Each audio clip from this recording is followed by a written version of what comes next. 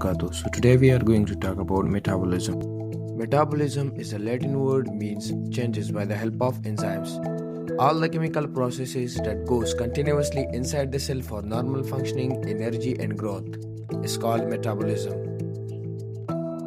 There are two types of metabolism. First one, anabolism, the constructive metabolism, and the second one, catabolism, the destructive metabolism.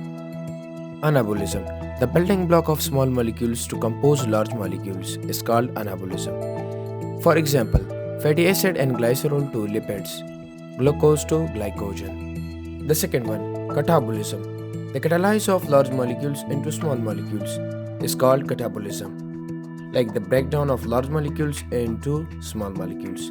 For example, lipids to fatty acid and glycogen to glucose. Anabolism and catabolism occur at the same time. We said metabolism is the process that goes continuously inside the cell for normal functioning, energy and growth. So this normal functioning is called homeostasis. So the large molecules are break down into small molecules like protein to amino acid, lipids to fatty acid and glycerol, and then these compounds are reabsorbed into bloodstream and reach to target cell.